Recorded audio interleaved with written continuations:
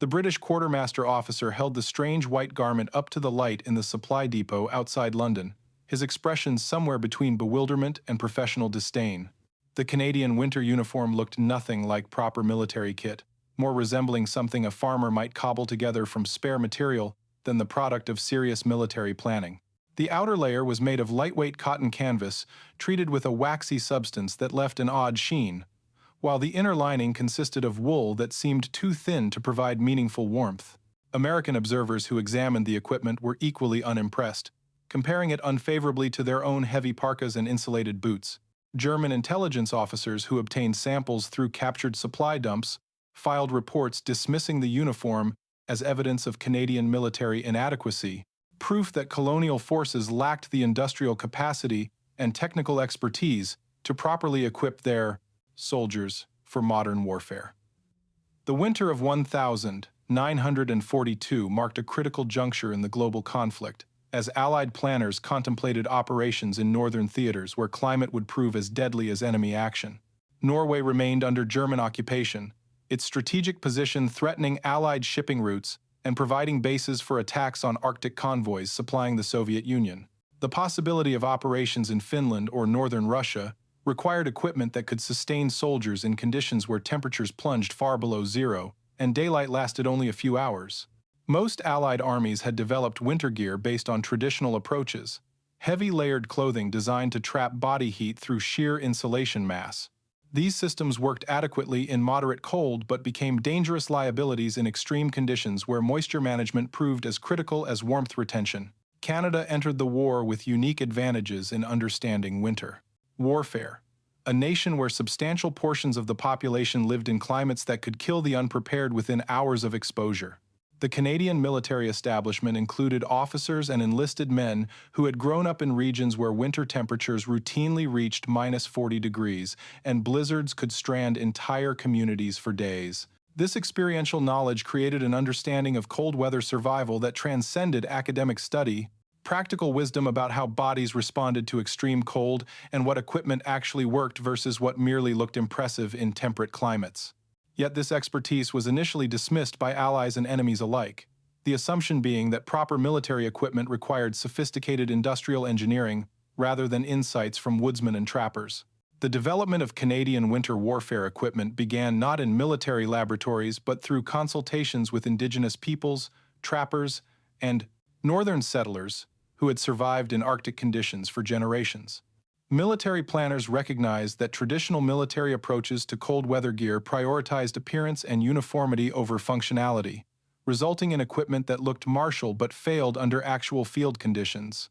The indigenous knowledge emphasized principles that seemed counterintuitive to conventional military thinking: the importance of allowing moisture to escape rather than trapping it, the value of multiple thin layers over single thick ones, and the necessity of protecting extremities even at the cost of reduced manual dexterity.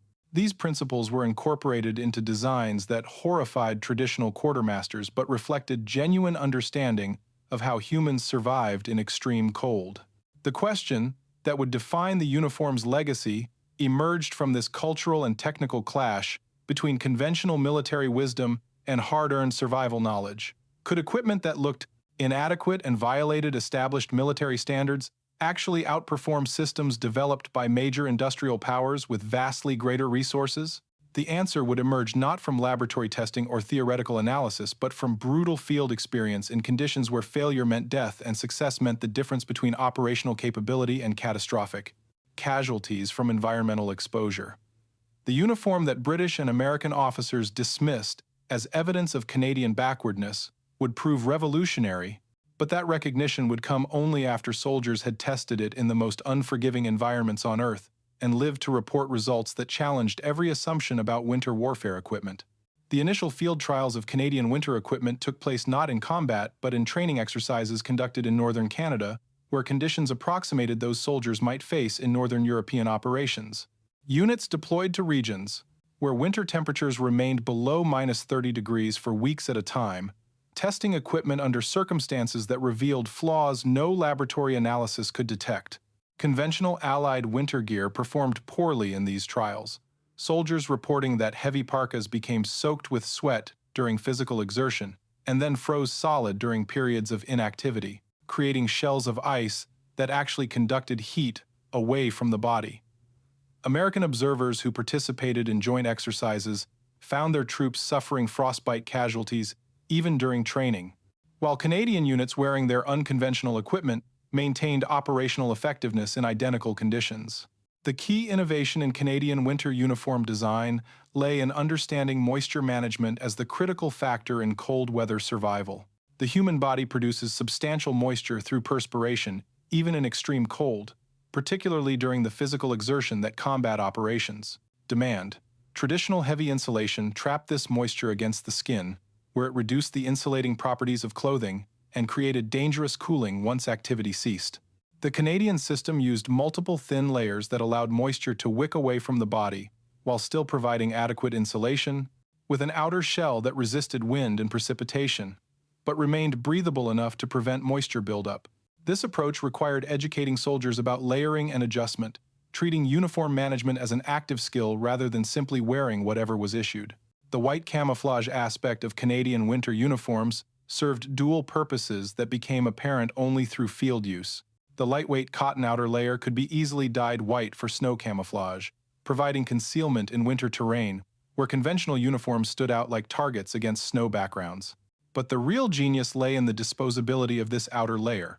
Soldiers could replace stained or damaged white suits quickly and cheaply, rather than trying to maintain elaborate winter camouflage systems. This approach reflected fundamentally different thinking about military equipment, prioritizing functionality and replaceability over durability and traditional military aesthetics. German forces using reversible winter uniforms found the systems expensive and difficult to maintain, while Canadian troops simply requisitioned new white suits when old ones became too dirty or damaged to provide effective camouflage. The footwear component of the Canadian winter system represented perhaps the most radical departure from conventional military wisdom. Standard military boots emphasized durability and ankle support, qualities that made them excellent for temperate conditions but dangerous in extreme cold, where rigid frozen boots caused frostbite and immobility. Canadian winter boots used softer materials with thick felt liners that could be removed and dried, multiple pairs of liners allowing soldiers to rotate them and ensure dry insulation. The boots looked clumsy and unmilitary compared to polished standard-issue footwear, but soldiers wearing them maintained foot mobility and warmth in conditions where troops in conventional boots suffered epidemic frostbite casualties that removed entire units from operational status without the enemy firing a shot. By early 1943, the Canadian winter warfare system had been refined through extensive field testing and was ready for combat deployment. Yet skepticism remained widespread among Allied commands who viewed the equipment as makeshift and unsuitable for modern military operations. American and British quartermasters continued to express confidence in their own heavier winter gear, arguing that proper equipment required substantial weight and insulation to provide adequate protection. The upcoming operations in Italy and northwestern Europe would seemingly vindicate these conventional approaches, as most combat occurred in temperate regions, where extreme cold was not a significant factor. But Allied planners were also contemplating operations in northern theaters where the Canadian approach would face its ultimate test, combat conditions where environmental factors could prove as deadly as enemy action, and where equipment failure meant not just discomfort but death within hours of exposure. The first significant combat test of Canadian winter equipment came during operations in the Italian mountains during the winter of 1943 and 1944, where Allied forces faced not just German defenders but altitude and weather that killed the inadequately prepared. Mountain warfare at high elevations created conditions that combined extreme cold with physical exertion, soldiers climbing steep slopes while carrying heavy loads, and then forced to remain stationary in defensive positions where temperatures plummeted after sunset.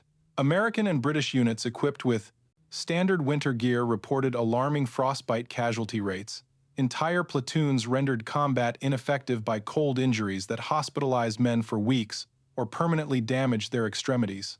Canadian units operating in the same conditions using their unconventional winter equipment reported dramatically lower cold weather casualty rates, maintaining operational effectiveness in environments that degraded other formations. The layering system allowed soldiers to adjust insulation based on activity level, stripping down during climbs to prevent dangerous sweat buildup and adding layers during static periods to maintain core temperature. The white outer garments provided camouflage in snow-covered terrain, while the breathable design prevented the moisture accumulation that plagued troops wearing conventional heavy parkas. German defenders noted in after-action reports that Canadian troops seemed less affected by cold than other Allied forces, maintaining aggressive patrolling and combat effectiveness even during severe weather that forced other units into purely defensive postures. The performance gap became stark enough that American and British units began unofficially acquiring Canadian winter equipment through trades and battlefield pickups, soldiers recognizing that the strange-looking gear actually worked better than their standard-issue items. Quartermasters found themselves dealing with requests for Canadian pattern winter uniforms from units that had initially dismissed them as inadequate, while medical officers documented the correlation between equipment type and cold weather injury rates. The data was compelling enough that Allied supply commands began requisitioning Canadian winter gear for distribution to units operating in mountain and northern environments, though many traditionalist officers continued to express reservations about equipment that violated established military standards. The Italian campaign also revealed unexpected tactical advantages of the Canadian winter warfare approach beyond simple cold weather protection. The lightweight nature of the layering system reduced the weight burden on soldiers already carrying weapons, ammunition, and other combat equipment. Troops could move faster and with less fatigue than those encumbered by heavy conventional winter gear, providing mobility advantages in mountain terrain where speed often determined tactical success. The quick-drying properties of the system meant soldiers could cross streams or get wet from rain and snow without facing the potentially fatal consequences that plagued troops whose heavy wool uniforms became waterlogged and impossible to dry in field conditions. By spring 1944, the reputation of Canadian winter equipment had shifted from object of derision to subject of serious Allied interest, with American and British military establishments beginning studies of the principles underlying the Canadian approach. Yet the true test remained ahead. Operations in northern theaters where extreme cold would prove even more challenging than Italian mountains. The planning for potential operations in Norway, support for resistance movements in Arctic regions, and the ongoing Arctic convoy battles required equipment that could sustain soldiers in conditions far more severe than anything yet encountered. The Canadian system had proven itself in mountain warfare, but the ultimate validation would come only when soldiers wearing it faced sustained operations in true Arctic conditions, where the margin between survival and death measured in minutes rather than hours. The winter of 1944 to 1945 brought the severest cold northern Europe had experienced in decades, temperatures plunging to levels that transformed the battlefield into an environment as hostile as any desert or jungle. The Battle of the Bulge caught Allied forces in conditions where German commanders had calculated that weather would provide as much advantage as surprise, knowing that American troops lacked proper winter equipment and would suffer accordingly. The calculation proved partially correct. American units reported thousands of cold weather casualties, as soldiers in inadequate winter gear struggled to maintain combat effectiveness in sub-zero temperatures and deep snow. Trench foot, frostbite, and hypothermia removed entire companies from the line, without the enemy needing to fire a shot. Canadian units deployed to northern sectors during this crisis period demonstrated the full value of their winter warfare system in conditions that perfectly matched what it had been designed to handle. While American troops huddled in whatever shelter they could find and British forces struggled with frozen equipment and cold injuries, Canadian soldiers maintained aggressive operations that kept German forces off balance. The layering system allowed rapid adjustment to changing conditions as soldiers moved between exertion and rest, preventing the dangerous sweat buildup and subsequent freezing that plagued troops in conventional gear.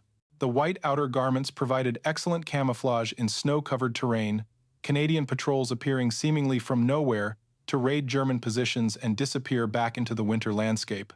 German defenders who faced Canadian winter operations expressed grudging respect mixed with frustration at their inability to predict or counter the aggressive patrolling that continued regardless of weather conditions. Intelligence reports noted that Canadian units seemed less affected by severe cold than other Allied forces, maintaining operational tempo that German commanders had assumed impossible in such conditions. The psychological impact proved as significant as the tactical advantages.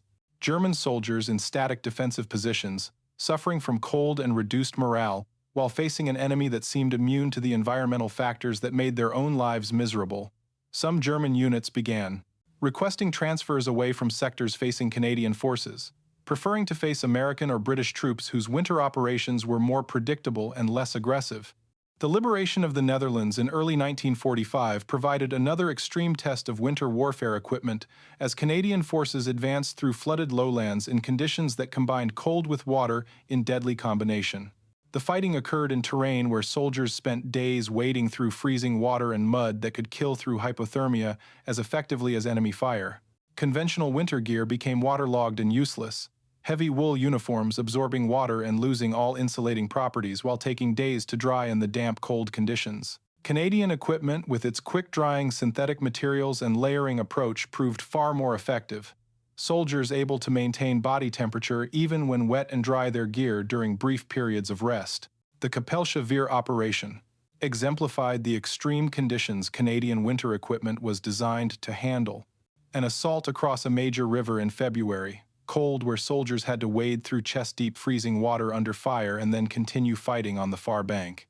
Medical officers had predicted catastrophic cold weather casualties from such an operation, calculating that troops would become hypothermic within minutes of immersion in combat, ineffective soon after. The reality proved different. Soldiers wearing Canadian winter gear completed the crossing and continued operations despite being soaked. The layering system and quick-drying materials allowing them to maintain core temperature and combat effectiveness. German defenders were shocked to face troops who had just waded through freezing water and seemed ready to fight immediately rather than being incapacitated by cold as expected. The Arctic convoy operations provided the most extreme test environment for any winter equipment as sailors and soldiers faced conditions in the Barents Sea where survival times in the water measured in minutes and exposure on deck could cause frostbite in seconds. Canadian naval personnel and troops assigned to convoy defense duties wore adapted versions of the Army winter gear, modified for maritime conditions but retaining the core principles of layering and moisture management. The performance in these conditions validated the entire design philosophy, personnel maintaining the ability to perform complex tasks in environments that would have been impossible wearing conventional cold weather equipment. Allied naval commands took particular interest in the Canadian approach, after several incidents where sailors wearing standard-issue winter gear suffered severe frostbite while performing routine deck duties during severe weather. The conventional maritime cold weather clothing used heavy wool and leather that provided good insulation when dry but became dangerously ineffective when wet, from sea spray or snow.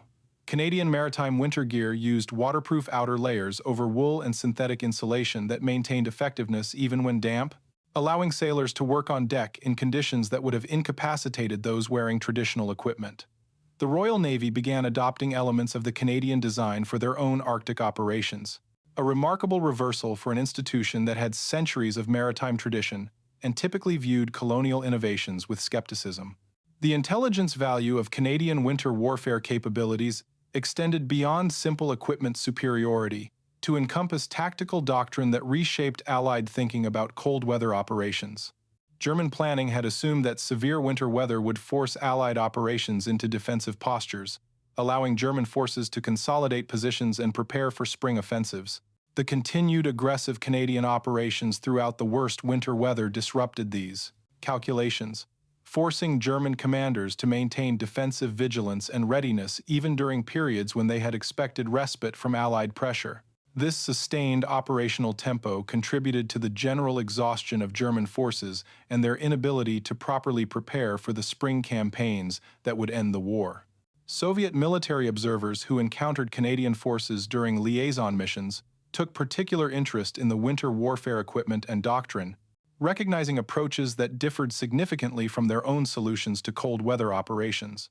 The Soviet military had developed effective winter warfare capabilities through necessity and experience, but their approach emphasized toughness and endurance rather than sophisticated equipment.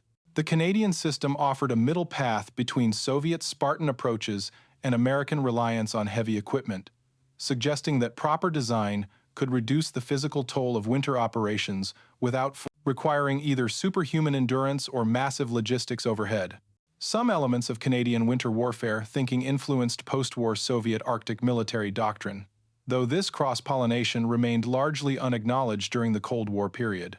The transformation in Allied attitudes toward Canadian winter equipment reached its culmination in early 1945, when American and British military establishments formally requested technical specifications and manufacturing rights for key components of the Canadian system. The uniform that had been dismissed as makeshift and inadequate less than 3 years earlier was now recognized as representing genuine innovation in military equipment design. Factories in the United States and Britain began producing winter gear based on Canadian patterns, incorporating the layering principles and moisture management approaches that had proven so effective in combat conditions.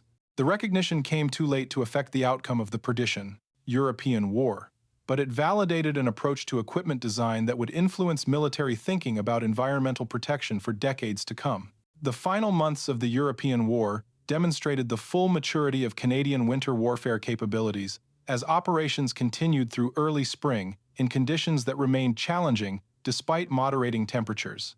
The crossing of the Rhine and subsequent advances into Germany occurred during a period of unpredictable weather where conditions could shift from mild to severe within hours, requiring equipment that remained effective across a wide temperature range. Canadian forces maintained their characteristic operational tempo through these transitions. The flexible layering system, allowing rapid adaptation to changing conditions without the performance degradation that affected units wearing less sophisticated winter gear. The liberation of northern Netherlands concentration camps brought Canadian winter-equipped troops into contact with victims who had survived on minimal food and no proper cold weather protection through one of the century's harshest winters. The contrast between well-equipped soldiers and emaciated prisoners who had endured months of exposure without adequate clothing provided stark illustration of what proper winter equipment meant for survival. Medical personnel treating liberated prisoners noted that many would not have survived another week of cold weather, their bodies so depleted that even mild temperatures posed life-threatening hypothermia risk. The Canadian soldiers who liberated these camps understood viscerally the life and death importance of proper cold weather protection, having spent months operating in conditions that would have killed them without effective equipment.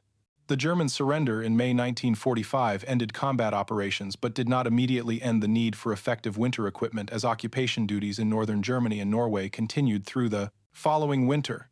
Canadian forces assigned to occupation duty in northern regions continued to demonstrate superior cold weather operational capability, maintaining effectiveness in conditions that degraded other Allied occupation forces. Norwegian resistance fighters who had operated in Arctic conditions throughout the war expressed professional respect for Canadian winter warfare capabilities, recognizing kindred expertise in soldiers who understood cold weather operations at a level few other military forces had achieved. The exchange of knowledge between Norwegian and Canadian winter warfare specialists created lasting professional relationships and influenced post-war development of Arctic military doctrine. The Pacific Theater's abrupt end following atomic bombings of Hiroshima and Nagasaki prevented what would have been the ultimate test of Allied winter warfare capabilities, the planned invasion of northern Japan, scheduled for late 1945. Planning documents for operation. Downfall included extensive provisions for winter operations in Japanese mountains, where conditions would have rivaled anything experienced in Europe. Canadian winter warfare specialists had been designated to train American units in cold weather operations and provide equipment support for mountain warfare expected during the invasion. The cancellation of these operations left unanswered questions about how the Canadian winter warfare system would have performed in Asian mountain conditions, though veterans who had fought in Italian mountains considered the principles proven and applicable to any winter warfare environment. The final accounting of cold weather casualties across Allied forces during the European War provided compelling statistical validation of Canadian winter equipment superiority. Canadian units operating in winter conditions reported cold weather casualty rates dramatically lower than American or British forces in comparable environments, differences that represented thousands of soldiers who remained combat effective rather than being evacuated for frostbite or hypothermia treatment. Medical studies analyzing these casualty patterns identified equipment as the primary variable, with doctrine and training as important but secondary factors. The data convinced even the most traditional military establishments that Canadian approaches to winter warfare equipment represented genuine innovation rather than colonial improvisation, forcing recognition that expertise could emerge from unexpected sources when it was grounded in authentic experience rather than theoretical engineering. The post-war analysis of Canadian winter warfare innovations extended beyond simple equipment assessment to encompass fundamental questions about military procurement and design philosophy. Traditional military establishments had approached equipment development through engineering committees and industrial contractors who produced designs based on theoretical requirements and laboratory testing. The Canadian approach had inverted this process by starting with experiential knowledge from people who actually survived in extreme cold environments, then engineering solutions that addressed real rather than imagined problems. This methodological difference explained why conventional cold weather gear looked more military and impressive, while Canadian equipment actually worked better in field conditions. The human costs saved by effective winter equipment became calculable only in retrospect when medical researchers compiled comprehensive casualty data across all Allied forces. The analysis revealed that cold weather injuries had removed from combat effectiveness numbers comparable to an entire army group, tens of thousands of soldiers evacuated for frostbite, trench foot, and hypothermia, who might have remained operational with better equipment. Canadian forces had suffered cold weather casualties as well, but at rates roughly one-third those of comparable American or British units in similar conditions. Extrapolating these differences across all Allied winter operations suggested that adoption of Canadian winter warfare principles earlier in the war might have saved 20,000 or more soldiers from cold weather injuries, casualties that had operational impacts beyond the individual suffering involved. The economic implications of the Canadian winter warfare approach challenged assumptions about military equipment procurement and logistics. Conventional wisdom held that effective winter gear required heavy investment in complex manufacturing and substantial logistics overhead to distribute and maintain. Canadian equipment proved cheaper to produce and far easier to maintain. The layering system using mostly simple materials and the disposable white outer suits, eliminating the need for elaborate camouflage systems.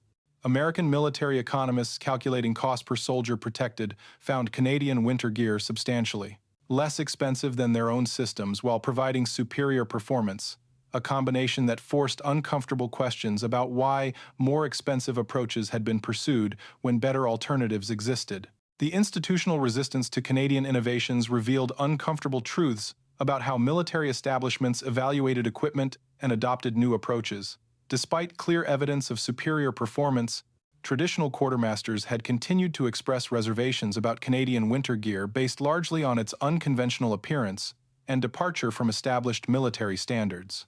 The resistance reflected deeper cultural assumptions about where expertise resided and which sources of knowledge deserved respect.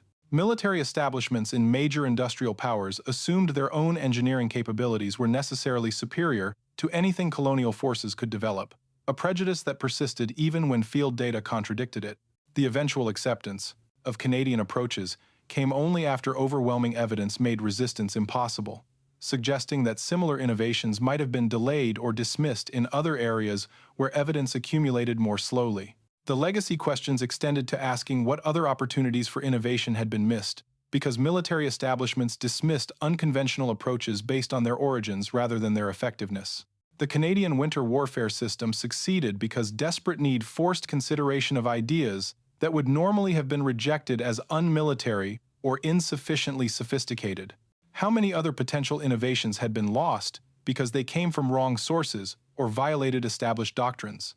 The question troubled military reformers in multiple countries who recognized that effective militaries needed to remain open to innovation regardless of its source, and that respect for tradition and proper procedure could become obstacles to effectiveness if applied too rigidly.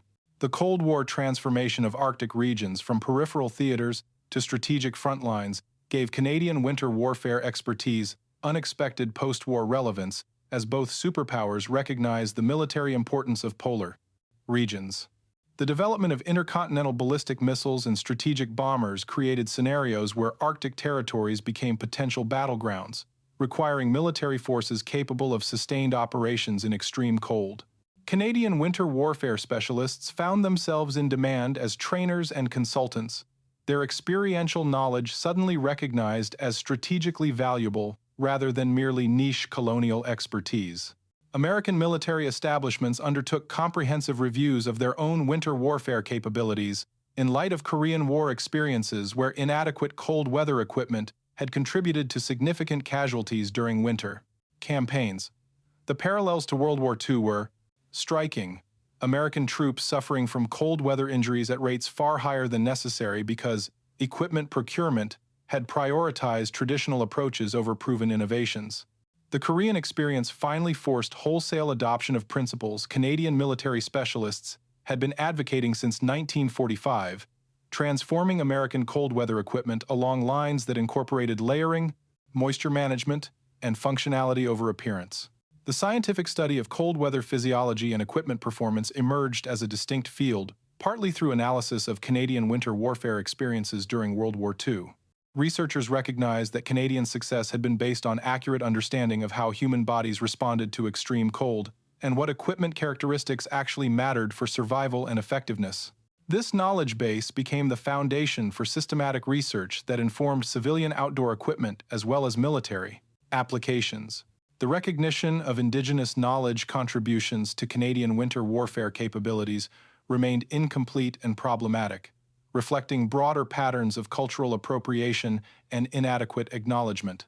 The principles that made Canadian winter equipment effective had come substantially from Indigenous peoples and northern settlers whose survival knowledge was incorporated into military systems without proper credit or compensation.